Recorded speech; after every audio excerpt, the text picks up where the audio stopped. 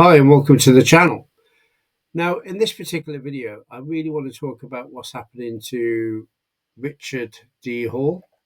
So Richard is obviously responsible for doing the richplanet.net. As we know, he was instrumental in rediscovering Alan and Barham's great work that they did obviously in the preceding decades, and he really brought their work to the forefront after they were alienated and ostracized by the wider archaeological establishment.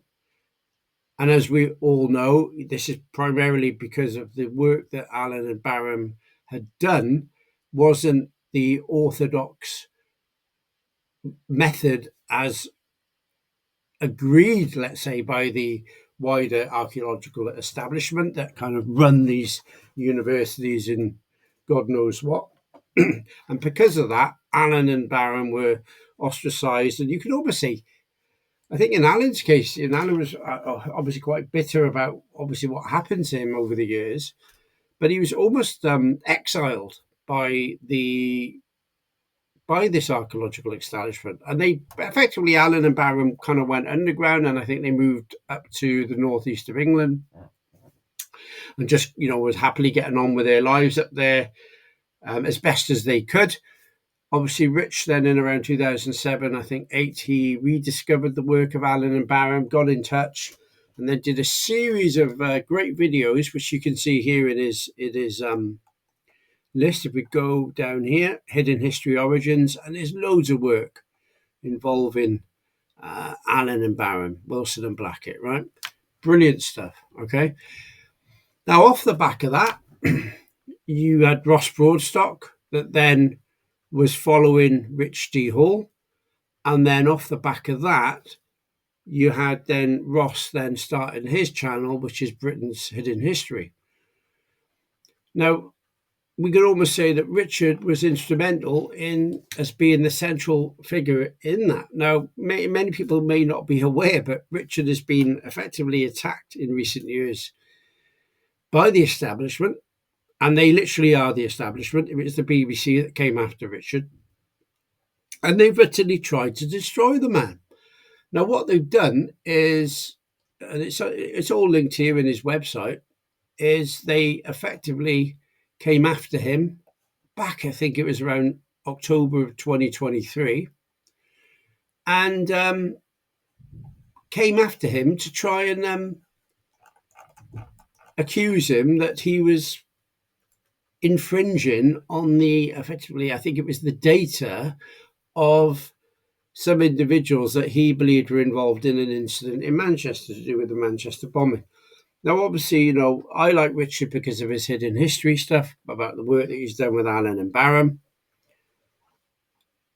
I do respect the stuff that Richard's done on the UFO side of things, but also what he's done, with what he believes, and he's very certain about this, with the various conspiracy theories around governments and getting involved and all that. Again, I've always followed him primarily because of the hidden history aspect.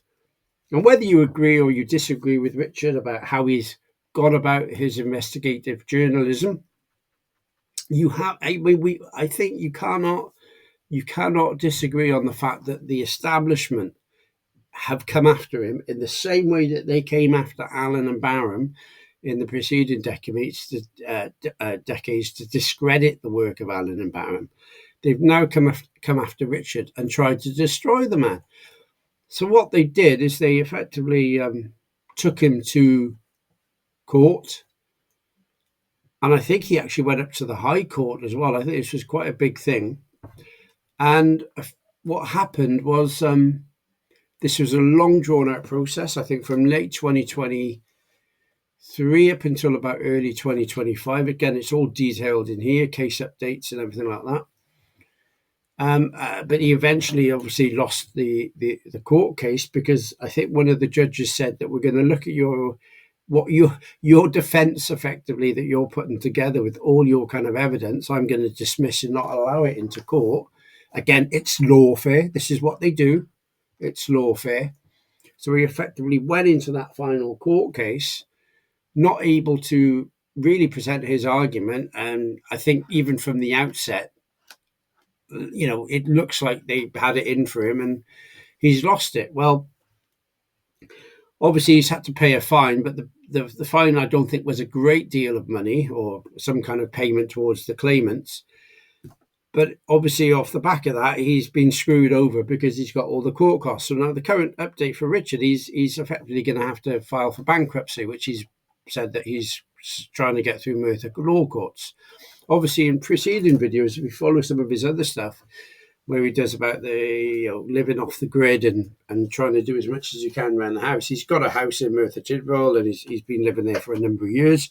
He's got a young child. He's got a family. I think, looking at that, obviously now he's in that position where he's effectively going to be bankrupt, which means he would lose his assets, all right, like his house. Now, I just want to say something to people, right, because I think if Ross was still with us today, right, obviously they've gone after Alan and Barham. They went after Rich in late 2023. If we then, I think it was either 2023 or 2022, but I think it was 23. If we then look at, obviously, Ross and what happened to Ross, we then have to start asking ourselves this, right?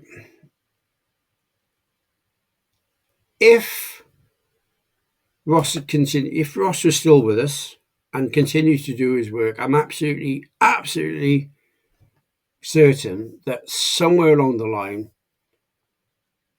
the established narrative, the establishment that run our education systems that, don't like the fact that we're bringing up hidden history would have come after Ross in some kind of way or another, some kind of libel claim or some kind of they would. I know Ross was very careful about what he did and didn't really like the politics side of things. But not to say that even just by talking about, the history of Wales between the 5th and 10th centuries, which is completely omitted, by the way, for the curriculum. They don't even want to talk about it in any way, shape or form. And even with the recent Welsh, supposedly kind of redevelopment of the curriculum, it's not there, it's omitted. They've got rid of it. Okay.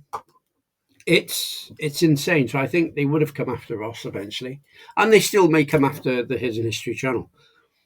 So, I know it sounds brutal about what I'm going to say, but I think when they come after you from a libel perspective, I don't think there's much you can do. I think they will set you up for failure.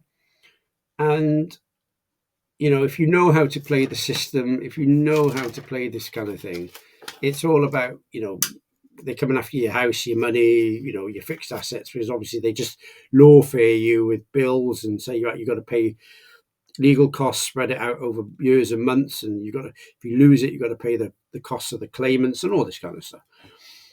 But really, sounds bad what I'm going to say, but let's say they came after British History Acts. They said, you've stated there are two Arthurs. We do not believe the words of Wilson and Blackett. Therefore, you'll go into court and we're going to try and destroy you. You've got to play the game. So what you do is you say, well, I've developed a drinking problem. I've developed a gambling addiction. My partner and my wife, or my wife, let's say, who I live with and I've got children living in the house. Well, she wants to kick me out. So, as part of that divorce deal or breakup deal, I'm handing over my assets to her. She gets my keys. Go and see the solicitor, right out. Now, you've got no assets, you've got no house. Your house is guaranteed for the children because that's now under your partner's. The house is under the partner's name. You've developed that supposedly, gambling addiction and even that drink addiction, whatever, drinking or whatever. And then off the back of that, then you go and see your GP, and you get your mental health kind of it's deteriorated and all that kind of stuff.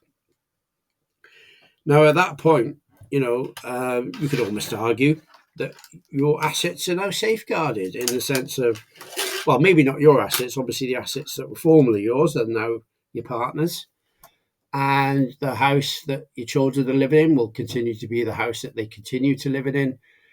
And you've literally got nothing but the shirt on your back. So come on, then, let's go to court and let's do it. Let's even declare bankruptcy at that point in time, which means then you get legal funding. You get my gist, all right? You've got to play lawfare back to them. That's the only way you can do it. The only way you can do it. People that kind of know the system, which I kind of do, yeah, that's the only way you can do it. My father was a prison officer for many, many years. So he was in and out of courts all the time. And he used to tell me lots of stories about how career criminals used to play the system completely. Unfortunately, Richard is, I think, an honest man. I think he wanted to go in there and fight them and make his case and do this and do that and do the other. But I think the result is that Richard, from the outset, I don't think would have won this case. And they quite clearly, from the outset, were going to destroy him. If you want to help Richard out, it's all the details on there. I think he has set up a trust now for his child, because again, he's going to lose his home, isn't he? Right, so he's now facing his family home. But like I said, you've got to play him at their own game.